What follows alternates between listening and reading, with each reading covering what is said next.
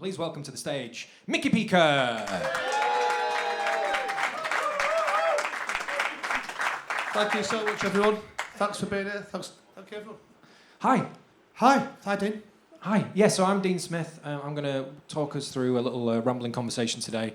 There will be time for questions sort of towards the end, so please do store them up.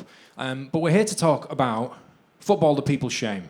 Here it is. How to revolutionise a national sport. We're at a book launch and there's no books. No books? Sorry for the confusion, but there is a QR code. You know what I mean? I'm halfway there. Can you sign that 26 times for these lovely people? Yeah. Oh, amazing. There it is. Yeah, we've got a book. Thanks, mate. Can you rip it into 26 bits? So before we start, right, I do have some questions and stuff, but just by kind of show of hands, has anybody read this yet? Few of you have, few of you have started it. Halfway through. I'm going to start with a question for the audience, right? So, whose quote do you think opens this book? Who said Marcelo Bielsa? 10 points, yeah, absolutely. It's the only place we could start, right? Especially with you, and especially with what we've been through as a fan base over the last few years. Would this book have been written without Marcelo Bielsa being in your life? Possibly not. I don't know, because the idea has come from multiple different directions, it feels like. But I think when you in your life, different things affect you, don't they? But Bielsa was huge, yeah. It's huge. Don't know if it would have happened without him, no. He follows ideological truth, Bielsa. That's the powerful thing about him. He follows his, what he believes is right. He doesn't bow to whatever, to kind of like receive wisdom, whatever that might be. And that's kind of where I am now, really, with this. It's going to... No one else has ever thought of this concept, and I think it really works, and I'm really excited by it. But at the minute, I feel like I'm on the right side of history on my own. So, awkward. Look at this. Well, we did this... this started in 2021, actually. And I was saying to everybody...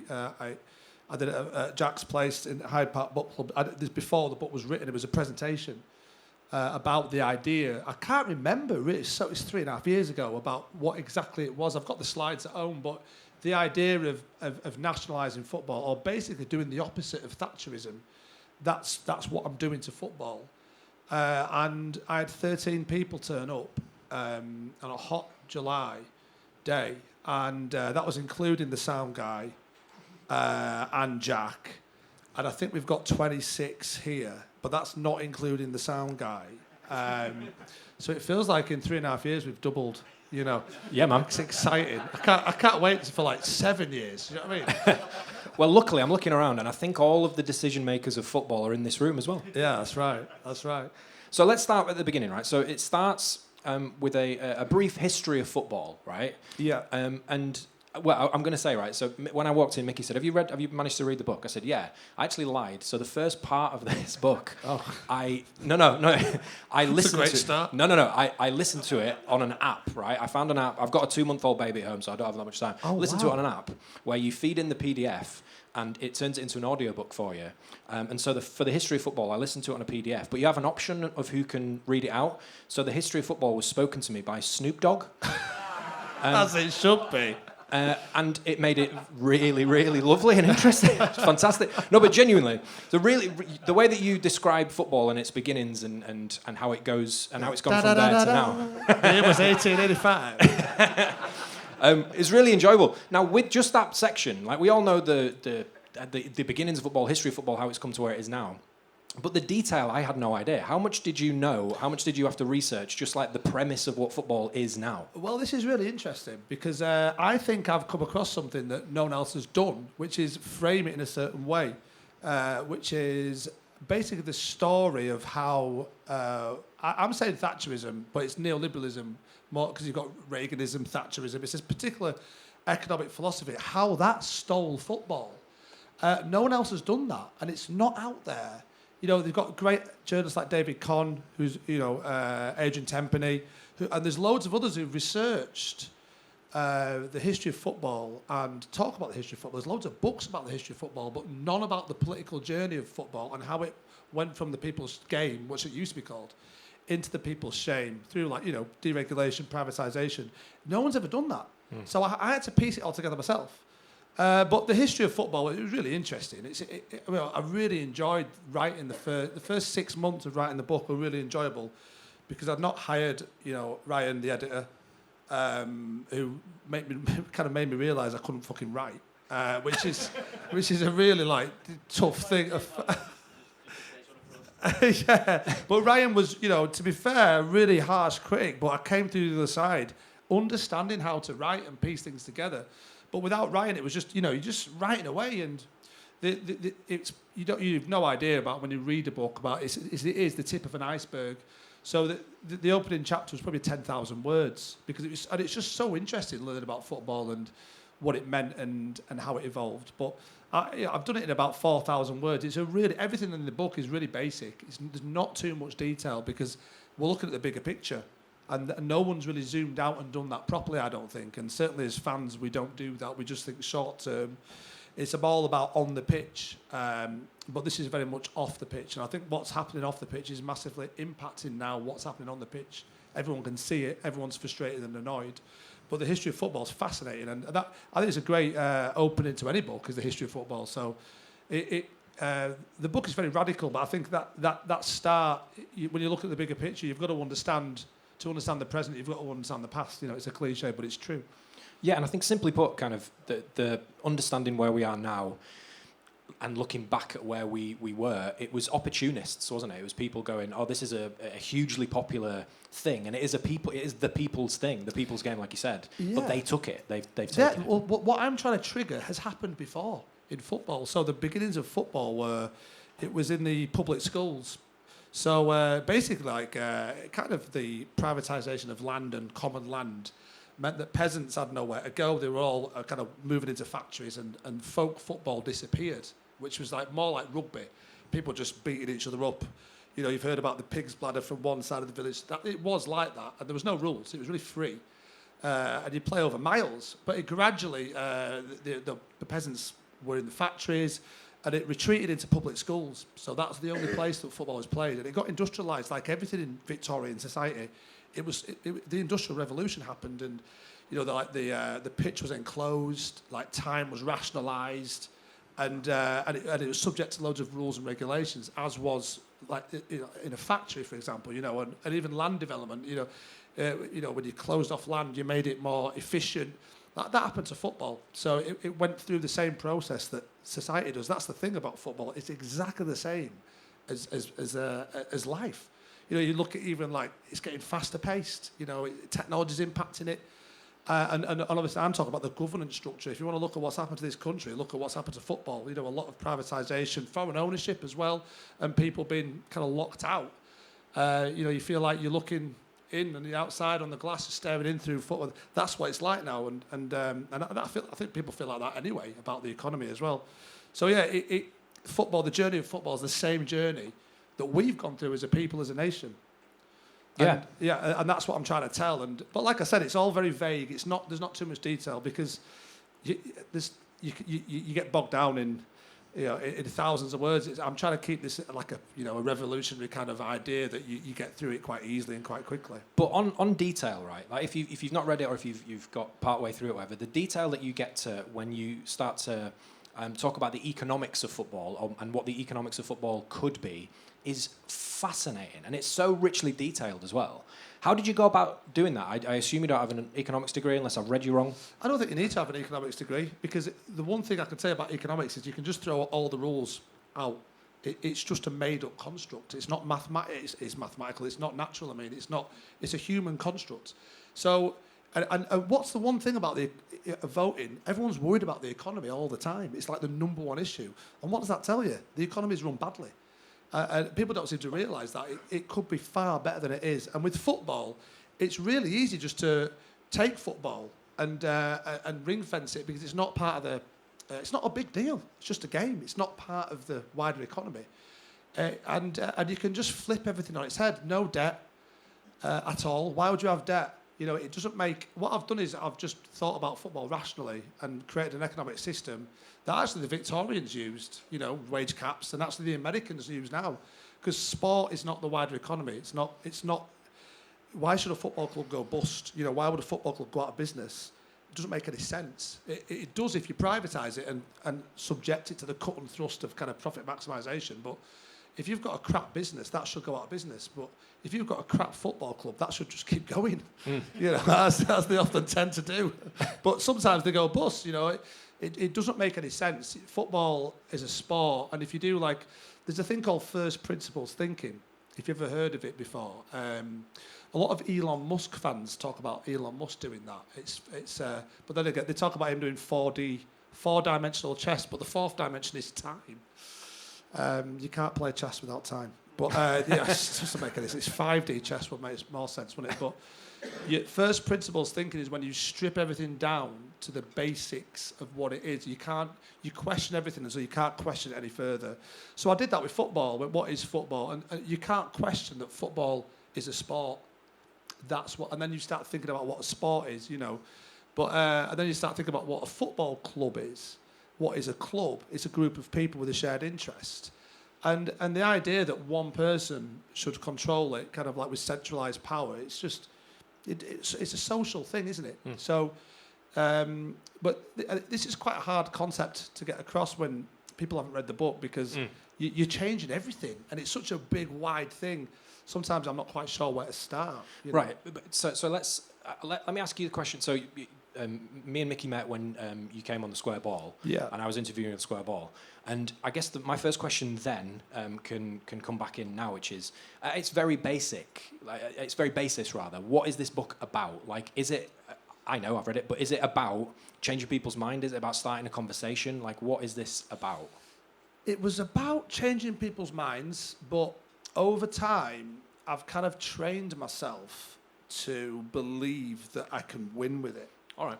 You know, and you've got to train yourself, because reality says a lot different.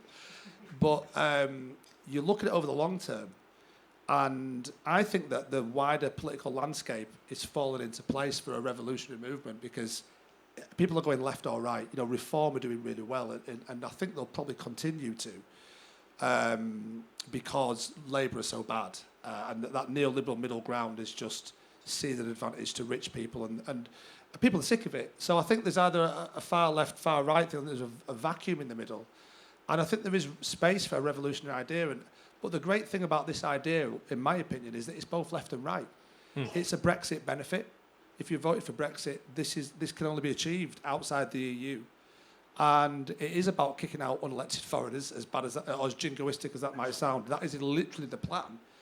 But you know, at the same time, football is supposed to be egalitarian.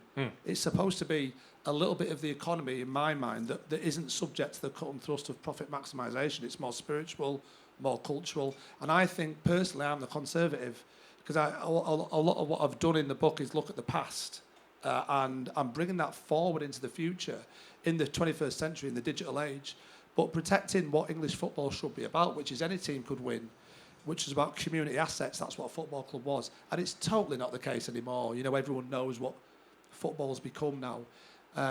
It's just a vehicle for commercial interests and for or you know, geopolitical kind of like battlefield, isn't it? With state washing or sports washing with oil states and stuff like that. And FIFA and UEFA are just useless. You look at the Qatar World Cup, that was bad enough. But you kind of, there's that many scandals, you move on quickly, but there's always a new one, you know, and obviously Saudi Arabia now coming. But I think the PL and the FA have been useless as well. They're just not, even something like VAR, they've done it really badly. You know, on the continent, they've got that better offside thing that's far quicker. The refereeing's really bad. The coaching's terrible. The FA have failed us because where's our coaches? Where's our football ethics? Where's our footballing kind of excellence? Look at Spain and other European nations, and you know, we're the sixth richest country in the world. With our footballing culture, we should be punching far heavier than we are now. And so I think that the governing bodies have failed, and I think in football actually we can actually overcome them. No one voted for the FA. No one voted for the Premier League. So who put these people in charge? Football is just a game. It literally is just a game. So it's not even that important. I think you can ring fence it quite easily. And as we might discuss in a bit, it's cheap at state level. And through you know, a new form of public ownership, which means the state isn't in charge, we are. I think, like I said, it's a right and left wing thing. And I think that's what we need. We need to bring people together, don't we, Yeah. in the modern world, because they're being increasingly divided. And I think it's a really good idea, mate. So I've trained myself to believe and to keep believing. So let's pitch it then. So if you've read it, great. If you maybe heard the show that we did, or that Micky's done with quite a few other places, let's pitch the idea. So like he said, and like it details really well in the book, this would be asking for governmental step in, right? To intervention. Take an intervention to take all of the professional football teams, clubs, everything they own into public ownership. And you've estimated that would cost roughly 30 billion. At the top end, yeah. At the top end, 30 billion. Yeah. Which might sound like a lot of cash. I don't know, we could do a whip around now and figure that out. But that's remarkably cheap from a governmental point. Yeah. And so what benefits would we then see if that was to be taken into account, if that was to be folded into the next budget? So the idea would be not just 30 billion, but you'd need a package, a stimulus package to cover for the first couple of seasons as well. And you'd also need the money to build the digital infrastructure as well. So it would be more than 30 billion. But over time, I think that we could be making about 30, 40 billion a year after we've paid about 10 billion a year in wages, because the key to this is broadcasting, and that costs nothing. And Britain's got no digital tech. This isn't in the book. This reading came a bit late, and I thought, you know what, it's just not worth shoehorning in. But we've got no digital tech, so like the whole economy, we're basically like being consumed by the American imperial empire. So it's Amazon and all the web servers, mainly Apple and Amazon, and we've got no digital tech of our own. So and this is about national sovereignty. This is about national independence. My idea is we should build our own digital tech infrastructure. It's not difficult to do in terms of, Amazon are doing this already. You can stream live football. Amazon do a great job. Apple are already doing it in the MLS. So what I'm suggesting is already a model in place. But you just do it a single source, so all of Premier League football goes around the world from one source, which also makes it hard as a hack. So £10 a month, there's only 200 million people paying over that. So if you charge them £10 a month, it's 24 billion a year. Wages are 4 billion. So, you're talking about that 30 billion, maybe 40 billion pound figure for the government. You can pay that back inside an election cycle. So, if they did this at the start of the 4 years, we'd have paid it back by the end of the 4 years. And this is about long-term investments, and that's exactly what's not happening in the country. Everything's short-term. Shareholders want 2-year profits or 5-year profits, max. There's no long-term infrastructure development at all in the UK, from rail, even the water systems. Everything's done on a shoestring budget. Everything's been done really badly without long-term thinking in mind. So it's just a case of a bit of long-term thinking, and it's speculate to accumulate, isn't it? That's the cliche, but that's what the government would do. And wages are pretty low. Premier League wages. Everyone talks about footballers, how much they earn, but in comparison to how much they make in terms of for business and for advertising, it's not that much. It's a really good idea to own football. It's really, really economically beneficial and obviously socially beneficial as well. And so once the government steps in and we are back in charge of our football clubs, how do we then, as football fans, benefit from that? Like, what do we do in order to have a stake in our football club? Well, the way I've pitched it is, first of all, you just democratise football. So football clubs will be democracies, but that has problems because democracy does cause problems. So how would they be governed? I'm not entirely sure, but the idea is that you give football clubs the kind of freedom to decide how they want to do it. You could have the fans picking the team, which would be disastrous, but you probably do elections every 4 years. Seems to be, they do this in Germany, in Argentina, so it's not unheard of, But what I've envisaged is that you would become £10 paying member of your football club, but an extra £1 as well would go to this wider manufacturing sector that I've created. It's based on something called Mondragon, which is in the Basque region of Spain. It's a big kind of industrial sector that's all basically like the CEOs of these companies are on 5 times the wage of the workers. So it's all quite condensed in terms of it's very fair. It's a massive part of the Spanish economy, a massive part of the Basque economy as well. It's based on that model where it's no one gets too rich, no one gets too poor is the idea. But we would own as a big corporation. My idea is a corporation, because corporation, if you don't want, the idea now in the economy is shrink the government so that you don't have any, the government has no power. But what replaces government? What comes into that vacuum? There's a power vacuum. And the answer is corporations. So I think we should own a corporation together. And that corporation will be across various sectors. There'd be a broadcaster, there'd be a gambling company. Why we've not got a public gambling company, I don't know. What we have. We've got the National Lottery, and it's really successful. There'd be a public brewery system. And shirt manufacturing is a good one as well, because there's a massive trade deficit. We don't make much. We don't manufacture. So bringing that onto these shores would be great. And also, if we owned the Premier League brand, we could go to places like China, Indonesia, wherever, and we say, do you want 5,000 jobs? And we own the brands. It's a way of, it's quite entrepreneurial, I think, to do that. And obviously, if we own the broadcaster, we could sell our breweries now. It's about, we form a massive corporation that's a worldwide, it'd be one of the biggest corporations in the UK, and we would own it, and we'd be able to lobby our own government, because corporations lobby our government. That's how it works. So I think it'd keep our own government in check. So it's just a really sensible and logical and rational idea.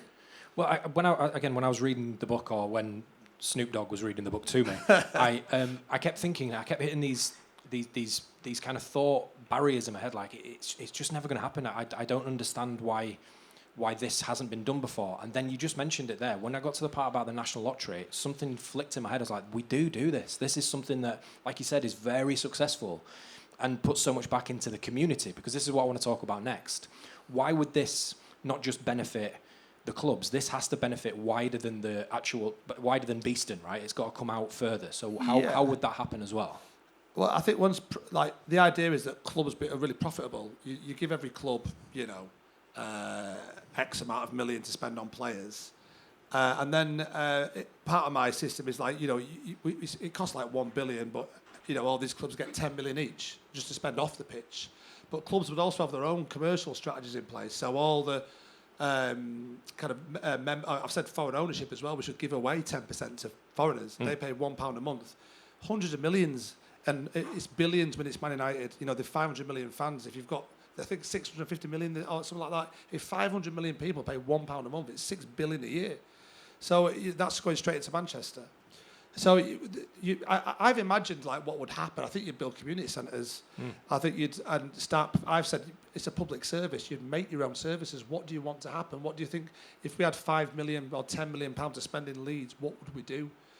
And you're democratising that financial kind of spending power. So it's difficult to imagine. I've given some ideas what we'd do, and I think on a wider sense as well, if we had this huge manufacturing sector that was creating tens of billions of pounds, we can look at infrastructure investments. And why has this country only got one underground, one city with an underground? It's ridiculous. Newcastle are going to kick the fuck off. Yeah, Metro. I've put that in about. Yeah, the Metro. Yeah, okay. It is pretty good actually, the Metro. But Leeds hasn't, Manchester hasn't, Birmingham hasn't, Sheffield hasn't. I should be able to get down in on the underground. I should be able to get to Ellen Road on the underground. But particularly something like Manchester, a two-city club, two world brands in one city, you could begin to broker a deal with national government and say, listen, we'll put in 3 billion a year, you put in 3 billion a year. In 5-10 years, you've got yourself an underground. And it's funded mainly by foreigners. And that's the beauty of it. And the taxpayer, we can pay the taxpayer back inside one election cycle. That's the beauty of this. I'm actually creating public money without us spending anything. Yeah. Going back to the digital infrastructure, I know I've got ADHD. Really bad, it seems. Let me write that down. Go on. But about the digital tech, and this is in the third book actually, we need to create our own credit card thing. Every time you credit card it, it's an American-owned company. And it's only a tiny percentage, a fraction of a percent, but it all adds up. At the minute, billions of pounds. We're having to access our own domestic economy through foreign companies.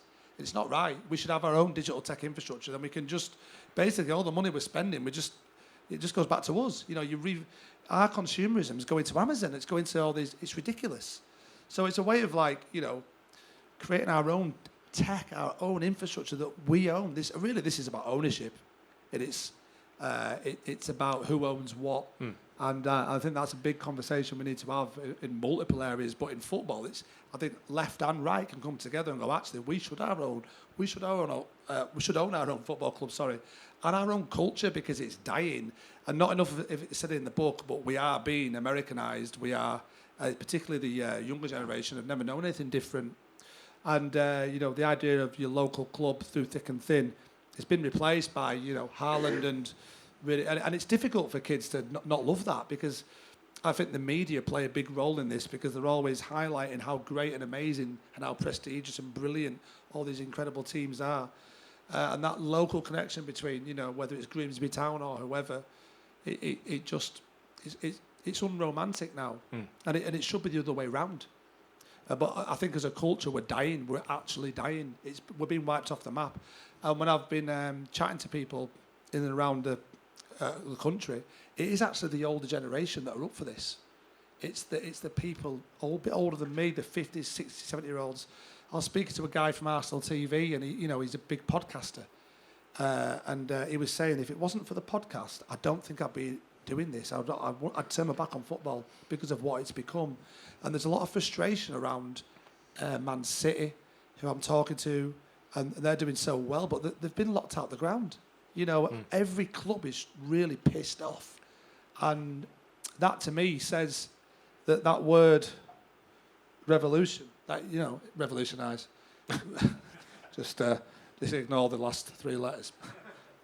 I think it's on everyone's lips. I think it's in the back of everyone's minds. I sometimes feel like I'm turned into Tyler Durden. Right. Okay. Well, the thing that really struck me at the end of the book was almost where we have to start, right? Because with the greatest respect, the 30 of us, we can't really start anything. But I think it can start with us going and talking to people. And for me, it's reframing football. Instead of it being a business, it is ours, right? We on the show in the summer, and as Leeds fans, we've gone through it this summer where we're having to sell Archie Gray, we're having to sell Jorginho Rutter, and we're being told it's because we have to survive as a business. Yeah. Well, hold on a minute. Leeds United was never yours. It's always been ours.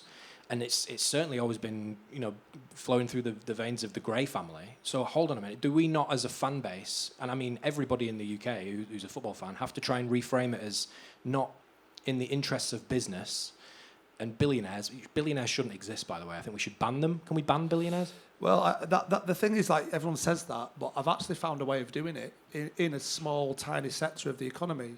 We can actually get rid of them entirely and actually create billions of pounds worth of profit still. I think we can actually do the commercialisation of football even better than they can, particularly by bringing foreigners in and giving them ownership. A small fraction of the pie.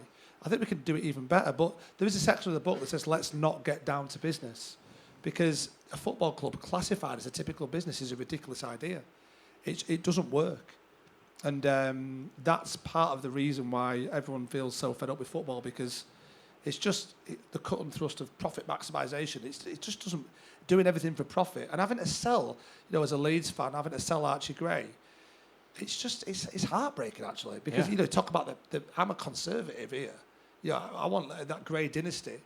But it's the same for every club, because, or most clubs, even like someone like, look at West Ham, Declan Rice is gone. Look at Everton, Gordon's gone. Calvin Phillips is gone from us as well.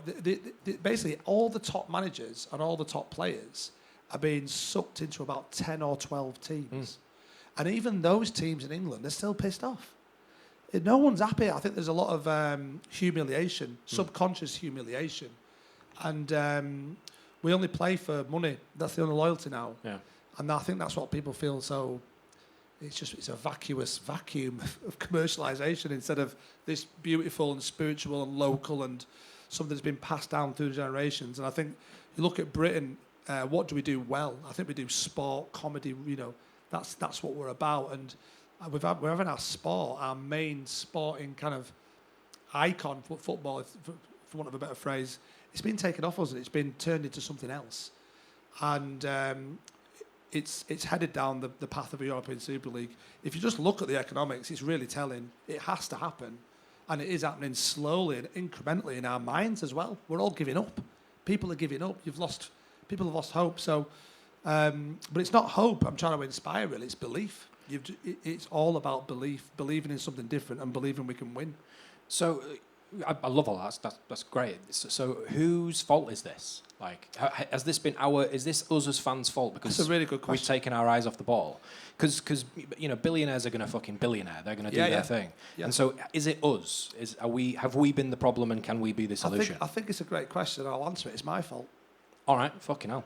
Yeah. Admission. When you look at it like that, and you look how hard I'm trying, right, you can only look at yourself then. It's about taking responsibility. The people's shame isn't like the socio-economic conditions, teaser, spoiler, sorry, it's you. We carry it because it's our lack of action.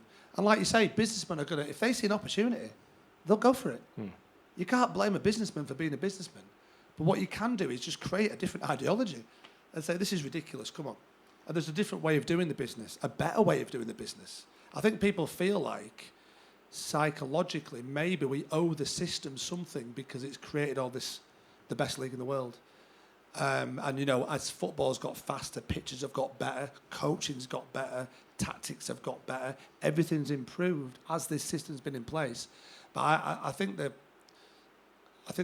confusing the issue. I think that would have happened anyway. I don't think confusing the issue is the right phrase, but I've got the word conflate in my mind, but I don't think it's right. I can't think of what. It's almost gaslighting, really, isn't it? They think that this system created that would have happened anyway. The pitches and the amazing that comes from US golf courses, the drainage systems they used. Before all that, football was.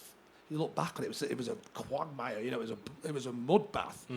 The balls were really heavy. All this amazing technology would be happening anyway, and it still will continue.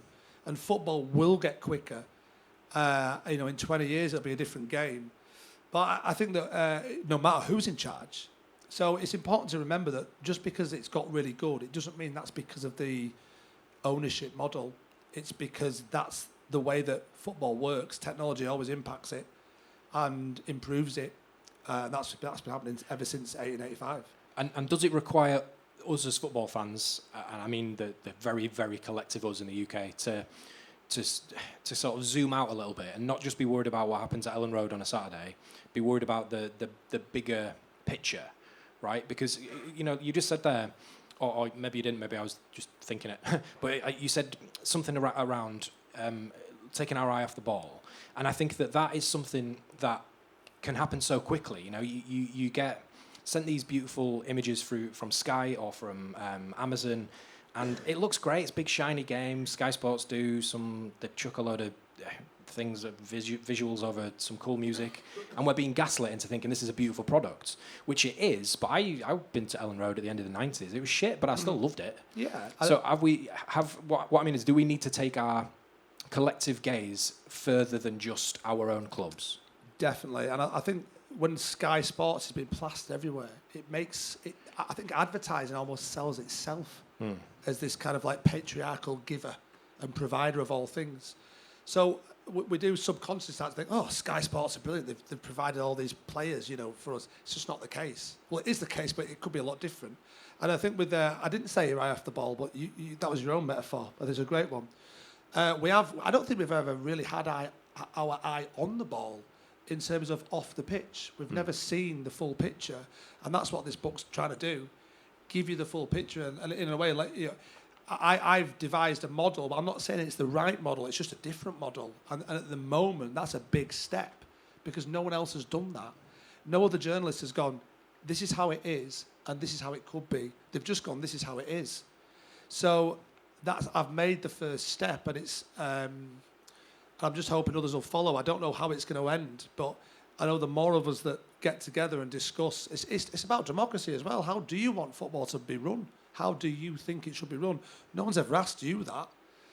I am, and it's about, there's a lot of pissed off people who are very disillusioned, and I think this is why this book's important, because it says, things can be different, and as fans, we don't seem to have realised that. We're just frustrated and annoyed. It's almost like it's become part of the natural world, like the wind and the rain.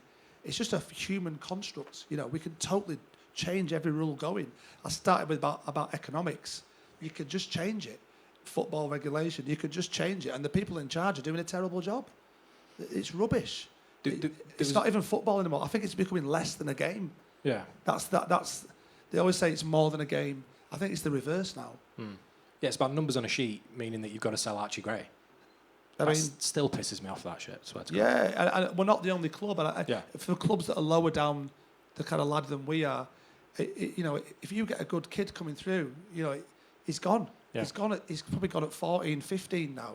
He probably won't ever play for you, even though he's in your academy, because as soon as you show any talent, or the scouting systems now are such that, and there's no limit on squad size, which is just stupid. They could, you know, particularly like a team like Chelsea, they're just, you know, they're buying every youngster going. So there's no way that you can have that Roy of the Rovers anymore. You know, that romance is all gone now. It's just the big monopolies eating the others, eating the rest of us. Well, something that really stood out towards the end of the book was you were talking about tradition and where football started versus modernity and what we now understand to be football. And you were saying there's a new way of thinking that could be way closer to the old way. And that would bring us really full circle to another beautiful line from the book, which was empowering local people and restoring local pride. Because you'd have, as part of the proposal, you'd have at least 2 local lads in the team week in, week out. So you would have this available romance that seems to be bleeding out of the game, right? Yeah, I took that line from a interview in 2021 about levelling up. Do you remember that levelling up kind of... it was it's just a load of corporate bullshit. Yeah. But what I've done is I've taken that seriously, and actually they just say it to sound impressive. They say it to distract you and to make you think they're actually doing what you want them to do, but they never are. So yeah, I think that I think it's just a sensible idea. You should have 2 boys born in certain hospitals on the pitch under the age of 22, and if you do that, it makes every club look inwards. Then you can't just buy your way to success. It could be 3, it could be 5, it could be 1. It's a fluid concept. But the idea is that you have to have local players, young kids on the pitch all the time that are from your area. They'd have to be good, though. It's not like a raffle thing. The thing is, you play the card you dealt with then. Right. and that's, yeah, they'd have to be close. Not the answer I thought you'd get. You'd have to have more kids on the bench as well, because if one was taken off, you'd have to replace them. So it would be a way of fusing the best players in the world with our local boys. And I think that there's a lot of players in the middle of that, like 30 to 40, 50, 60 million bracket. We could probably lose half of them in the Premier League. Give them to other leagues, because our league is a monopoly in itself. Let other players play in other countries and give their league some good players. Make European competition better. Because now, if you're an English team and you don't get to the quarterfinals of the European Cup, you've totally failed, because the wage bill says you should. You know, last eight's different. It's anyone's game. But it should be a really glorious campaign, getting to the quarterfinals of the European Cup. It's supposed to be a brilliant thing. And it should be a knockout competition. It's not the Champions League. You can finish in 4th place. So, you know, I think there's a lot of... It's become ridiculous. We've normalised a lot of weird stuff. Saudi Arabia own Newcastle. What's going on? Mental. You know, incrementally, we just normalise. But yeah, I think you've got to bring local. I think people like local boys, and in the book I've said, you know, a way of how do you get the best players in the world, and mix it with great competition and the local lads that you want to see do well. And the answer is you just create regulation that does that. Yeah, it's really simple. Before we kind of open it out for some questions, the thing that was on my mind constantly throughout the book, and I think I asked you this when you came on the show, but you didn't really answer. You went off somewhere else. What would be the first step? What would feel promising to you, who's pitching this? What can these good people go and spread the word of? In terms of creating the movement? Yeah, because I think it'd be unrealistic to say next year we're going to take our football clubs back. Like, what would feel promising for you right here now? I keep changing my mind because I don't know. Okay. I've never led a revolution. So I'm trying to figure it out as I go.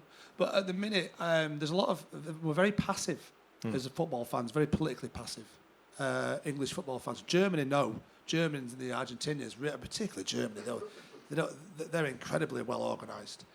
I think we've got to create a political party, because there's no point in going and holding banners up. Don't do anything. You know, it's all from within the ideological parameters of neoliberalism. You know, there's no point in protesting anymore. You've just got to threaten the system with a new system. So I think you've got to set a party up. And at the moment, I'm going around making contact with politically active English football fans like 1958, Man United trying to get the Glazers out. Speaks to the head of that, and he's so frustrated because at the passivity. So and again, he's in contact with 1894, their Man City group. Everybody's really pissed off because they can't get in the ground, and they've got the atmosphere groups now, haven't they? Like in Spurs, I think most grounds have them, which is just pathetic. There's no atmosphere because they're all consumers, but the vast majority are. So I think what I'm going to try and do is knit together these people. Spirit of Shankly over in Liverpool.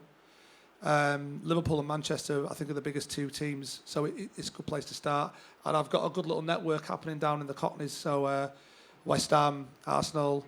I've just got a contact at Spurs, and I'm chatting to a West Ham podcaster as well. They're pretty influential because people engage in podcasts. It's a really organised network already. I'm just trying to politicise it. But I've got to find the radicals, I think, the early radicals, that we will start the party, and then we'll just be consistent and have a really positive message, and we'll just stay where we are because we ain't going nowhere. I've got my ideology sorted. I'm trying to bring people towards me now, and that's what we'll have to do. And I think, like I said before, it's the right side of history. I think it's the more you look into it, the better it gets. This idea gets better the more you study it. So, and I know it's completely unrealistic, but that can change. Great. Final question from me. So, after writing this book for 3.5 years, after finally releasing it to the people, do you feel optimistic about the future of football? No. Right, ladies and gentlemen, take your glasses back to the bar. No, I feel increasingly pessimistic actually about not just football, but the country and the world. But the Victorians always thought the world was ending. I think you get like that when there's a technological revolution, changes things fast and people panic. So I do feel like I'm pretty, but in a way, I'm pretty negative about it. But in a way, I think I've created this to try and not just to complain. Everyone just throws hands up in the air and complains. This is how you get out of it. And actually, I don't want to say infect, because that sounds a bad thing, but it can, once you get the football sector sorted, you'd be surprised with a new ideology, a new economic philosophy, you'd be surprised at how many other sectors we can impact. This could be going, I don't believe in the privatisation of the public sphere. I think it's been a disaster. So, and this is part of it. And, I think that's what I'm trying to do. Is a lot of people have fear of collective ownership. There's a lot of fear, a lot of subconscious fear with it. But what I'm doing is ring fencing football and saying, do you know, like the Highlander, that film where they chop each other's heads off? Mm-hmm. They've got, there can be only one. They have that holy ground. They never fight in church. And I think football could be that place where the left wingers and the right, we don't fight here. We've got a shared vision. And like I said, I think I'm the conservative here because the system's incredibly progressive. It's changing everything really fast. The regulation can't keep up. They're always changing the rules about ownership and how do you fail the fit and proper persons test? I don't know. But and also with the points deductions and things getting changed and they don't know what they're doing. The system's actually in flux. It's going from one system to another. So at the minute, we're in between phases. That's why it's feeling so chaotic. So, but and that's why I think we've got to be ready when it does finally go. We've got a new phase ready. We've got something already immersed in the public consciousness, a new idea, because football's changing really fast and the world is changing really fast. And I think it's scary. And I think we've got to have a positive vision. Football is holy ground for left-wingers, right-wingers, centrists, and we can fight for it. But that's why I asked you that question, and it wasn't the answer I was expecting, I'll be honest. But the reason why I asked you that question is because it does feel positive. It feels like instead of just moaning, it says, here's my moan, and now here's a proposed solution. Yeah, at the minute, apart from really interested people, I'm the only guy that really believes. But and it's my job, because it's my fault. There's no point in looking. No one's coming to save us. We've got to save ourselves. So it's my fault. I've just got to get better at delivering the message now. Do you think that we could, genuine question, do you think we could get a copy to Bielsa? Because I think he'd love it. Yeah, it's on its way. Oh, is it? Yeah, it will be in March. Yeah, James, a mate of mine, is a pilot and knows Bielsa, so he's going out in March to give him the book, yeah. Cool. Yeah. Lovely. And Snoop Dogg loved it as well. Right, Micky P, ladies and gentlemen. Any questions from the gathered? Yes, please. So I wanted to ask, and you sort of touched on it at the end, that when I first got talking to you, you felt like when RBS went under, that we should nationalise that. So do you think the bigger picture is to take it from football and then to spread it further into... Yeah, so just for the cameras, like you're asking about the nationalisation of the banks, and yeah, I really do feel that. But again, at the same time, I don't know that I'm right, because it's really complicated, like the wider system. And people always say, what if this, or there could be a run on the markets or whatever. So I don't know if I'm fully right about this. I'm not really confident, or, I am holier than thou kind of, and I don't like putting people down. And there's a lot of clever people on the right who believe in privatisation. So I don't know if they're wrong, but I do know I'm right about this. And I think that I feel that really strongly, Ben. And if this works, it has to work for it then to actually work somewhere else. So if it does work and people do find that, wow, when we collectively own everything, life's getting better, I think we can then, it's always like a proof of concept, isn't it? So you can then start trialing it elsewhere. But the financial system really is I think we should go straight into I think we should have our own credit card company straight away, not even to nationalise, but to compete with foreign companies on our own turf, because we haven't got any competition, and there's so many monopolies around. So I think that we can actually put pressure on monopolies through owning a little sector of the UK economy and then branching out into various other sectors. But is that outside in to create pressure for them to fold, or is that inside out, as in getting to them and letting them see pragmatically the business sense that makes sense for them to get involved? Well, I think so, yeah. It's got to work as a concept. It's got to work as a business model for it to work. If it fails, and that's the beauty of this. If it did fail, what would happen? I'll tell you what would happen. We deregulate, privatise, and we go back to where we are now. No one is not going to buy Liverpool. No one is never not going to buy Leeds. Even if this went really wrong, we'd just have 5 or 10 years where our football clubs weren't competing really well in Europe. And then straight away, businessmen do business. Mm-hmm. They would come straight back in. So I think it's a really low-risk strategy as well. It's not going to derail the UK economy. And I think that, we can definitely pay the money back. We're using the state as a lever to actually get football for us, and I think people have been convinced government bad, regulation bad. That's the brainwashing. But government is bad when bad people are in government. Government can do a lot of good things for us, but under this new model, which you'll see in the book, a public commons partnership, the state won't own football, we will, and it'll be run democratically. And you think about what is good politics, what is bad politics. I'm advocating for democracy over authoritarianism. I know I'm on the right side here. And the litmus test to any of this stuff has to be if the people feel a benefit that is positive, right? Like if all of a sudden the locality, if Bradford and Oldham, because Manchester and London, they're slightly different things, but if the smaller towns that have been neglected all of a sudden feel like they've been lifted by the people ownership of football, that's got to be a huge positive. And I actually think you can fight fascism through this, because fascism happens when people get increasingly pissed off and their voices have been heard. If you give them a bit of money to spend, if you give them a little bit of power, it will stop them from being so extreme. Yeah, they still might have views, but they won't go to the lengths that you feel like it could go to. I think we've probably got a tidal wave of shit coming down the line in 2029, and I think that something like this, a little scheme in the economy, just to give people a sense of power. And it's not about left or right. It's just about whatever you want to do in your football club. If you convince others, then you get it done. And I think that's powerful. Absolutely. Thanks a lot for that. It was great, Kerr. I guess you thought about this, but what if the Premier League said, look, we're not football, we're just a business that operates in football. Go ahead, you want to do this other thing, just go for it. We've operated in a legal system in democracies, we've built up over time, you want to do this sort of thing. It sounds amazing. Just Yeah. So what if the Premier League allowed it to happen?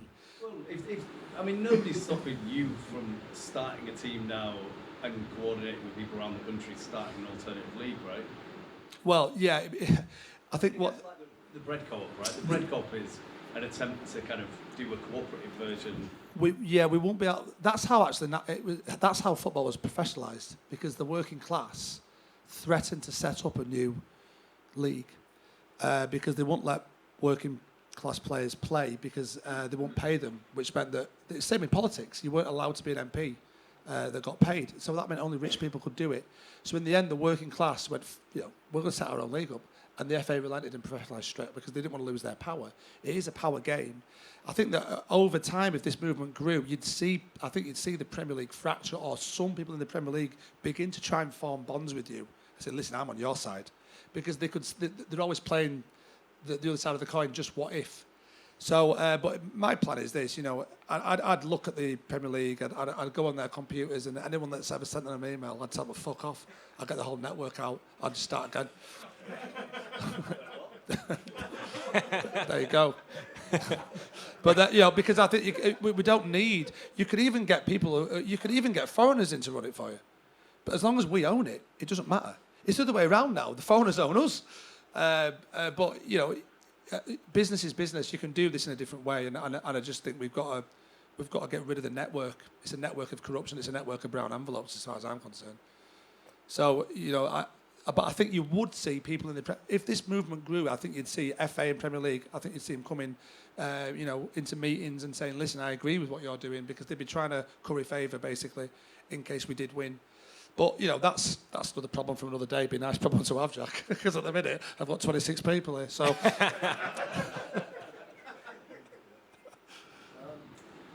Two-part question. Oh. How do you, if you've got a ceiling to earning or reward, how do you inspire entrepreneurism and hard work that may be better than someone else who doesn't? Whether it's a football owner who works harder to make their club better, Yeah. or a player with a talent, right? So you're talking about I know what you mean, mate. You're talking about the idea of concept of like market forces encouraging innovation, entrepreneurship. Or pushing, someone who might get up and do more work in a day to create their club as a better, clean round the club, right? Yeah. If everyone's on the same parity, what's the reward? No, there won't be. Everyone won't be on the same parity. But Linked to that. I actually think clubs would, just to answer that, I think people working for clubs would do far more than they do now. And in terms of players, players play for themselves, mate. But this is what I was going to go to. So how do you then link to that stop global forces with endless pockets, i.e. Saudis, then setting up the competitive leagues in a global scale that would drain Our league of talent, yeah. And stop that, because you're never going to stop that aspiration. Yeah, you're right. Whether it's best. So how do we retain the talent within our league? If that's The way you do it is by market forces, allowing them to a certain extent. So, and the Saudis are trying to do this anyway. The problem you've got, if you're a billionaire, where do you go? Because the Germans won't have you. And the European leagues have got this kind of monopoly on where the romantic clubs, where the ones that are immersed in this like kind of cultural consciousness of everyone, like these are the amazing football clubs. You can't just set up in Saudi Arabia because no one gives a shit about it. But in terms of like Messi, Messi's finished playing now, but someone coming through like Haaland, he wants $2 million a week, pay him $2 million a week. You can just have 3, 4, 5 players outside the wage cap. There should be a wage cap so we can make money, but you don't have to have a wage cap. We could just keep the system as it is if we want to. I think it's a bit of experimentation as well.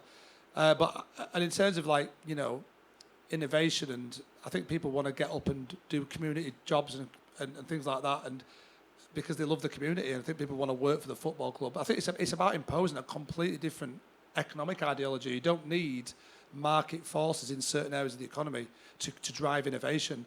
You don't need to tell players to play better because you're going to pay them £1 million a week. I could be earning £1 million a week, I'll still be shit. It doesn't make you better. What makes you better is the want to win.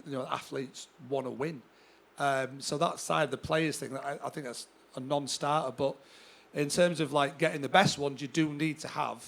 You need to pay the highest wages in the world. That if you want the best league, you pay that. And I think we can afford to do that. What I was going to try and bring in was about global, maybe cultural influences of allowing players to go elsewhere that have been to other clubs, been brought through in other cultures, in other areas, through other systems, and how they've impacted our game. So how the foreign aspect has improved our game, but it isn't necessarily ours. So the argument of maybe keeping our straight at Leeds, necessarily, or Jorginho Ruta, we bought them in some way. So the commodification in some way isn't through keeping talent local. How do we grow that? Because it's a global thing. So I think there's limits and boundaries, but how do you keep it? I guess what you're trying to say is how to keep it socialist, right? In a way, I think it's more about locality. How do you keep it local and keep it global? I think that you keep it local by having that regulation, and in a weird way, I think that the world has taken us on in football, and it's won. That, what I'm saying is, when you look back to the beginnings of football, you see how the Victorians had a mindset. They took the world on. I think we should anglicise the world. I think we should, particularly in America, we should have our own digital tech infrastructure, and we should sell our culture to them. And part of our culture now is homegrown lads. I think that should be a really key facet of what we sell. But on the other side of the coin, we want to see the best players in the world as well. So it's a balancing act. It's a tightrope. Ironic that the book starts with Bielsa, who is not homegrown. Yeah, well, yeah, football's a global game, though, mate. And and like you say, our culture has been impacted. I think in some ways it's all moulded into one type of culture in a weird way. Not the Germans; they've got something different, but we're being assimilated into the Borg, which is a Star Trek kind of phrase I've just come up with there. And the Borg represented communism, right? But the weird thing is that I think the capitalist system at the minute, it's starting to represent communism. Loads of centralised power, everything's becoming the same. So I think we should try and sell our product to the world, but keep it local. But the answer is we're not sure. I think it's like suck it and see, try and see what works. Any other questions on the floor? Yes, please. Yeah, when I heard you do the Square Ball podcast, I was absolutely fascinating. And I think the best way, and surely the easiest way, to spread what you're saying, which I'm absolutely behind, is with the other football podcasts. And you've got plans to go, even like the Nobes, like Goldbergs and stuff like that. Yeah, it's a good. The idea of doing it on the huge audience. There is a huge audience. I have been to a lot of the football podcasts. The problem I've had is that in Leeds, people know who I am. And outside of Leeds, they really don't. I'm just a primary school teacher that once went on Britain's Got Talent. Sometimes you get recognised as that. But so I have gone on. Some of it, there've been some great responses, but in general, it's not been enough. But that podcast network is still there, and that the bigger ones like the Overlap and stuff, it's all still waiting. And that's why I think that football, it's a network of community. It's really interconnected network. And an idea could spread really fast. I think it's a good petri dish, football, for a new seed to grow, a new political idea, and one that, like I said, merges left and right. Because, like, at the minute, it's not been as successful as I hoped, but it could have gone worse. And we've done, I think, 700 pre-orders. You have to get 1,500 to be a bestseller. I didn't know that, so it's not been too bad. But that's just a guy on podcasts. It's literally that's all it's been. So I've managed to do that, but I've still got those connections, and I'm sure they'll have me back on. And I think that celebrities is a big one here. Celebrity influencers. It's someone like Neville or Lineker or Shearer, and took this upon themselves to Jeff Stelling. Someone it could be. Then I think we're starting to get somewhere. I think that's where we grow. It's celebrities, influencers, because that's the modern age. That's what we're about these days. Rational arguments are hard to get across, but it's really about irrational arguments, which I'm not too bad at either, to be honest with you. Quick statement and a quick question. Right. I think, obviously, Micky, I was on some of this journey, well, quite a bit of the journey for you for the first couple of years, and I think what's really interesting is the faith and the trust in the concept, and I think you can see and sense from the questions, because I went on this journey where I went back and forth, and you probably know this, I was probably honest with you and dishonest with you in terms of my belief in the project and my belief in not the project, but whether this would work. I think that's the key question that you've asked Micky several times. I think the important thing is to not say whether it will or not. I think because you'll go on the journey back and forth. I probably went 5 times one way, 5 times the other, and I think if you strip it back, and again the question at the back there was, I think, kind of rooted in politics in terms of is it left or is it right, and I think that constant of being this is just the right thing regardless of whether it's communist, neo-lib, conservatism or something more extreme on both. I think keeping hearts and minds on the concept will win the day, and I think recognising that sometimes you're probably going to think, for me this is not going to work, but then other days you'll think this is an absolute goer, and just accepting that that's part of the journey and not trying to put too fine a point or an answer on it, just go with it and see what happens. I feel like the concept massively works, and I feel like it's in the back of us. I feel like it's already in people's hearts as it is. So I think people want this, they just don't realise it yet, and that's the way I see it. And we're just going to keep fighting. Like my editor for the book said, you've just got to keep going. And the people that do keep going tend to sell more books. But this isn't about a book. It's about an idea. It's about, like, once we get that party set up, unfortunately, I'm not great at amplification. I'm not great at organising either. But I'm trying to bring people into my orbit that are. And I have faith in the idea. I have massive faith in it. I think this is what you want. And I think it's unbelievable in more ways than one. And that's the problem.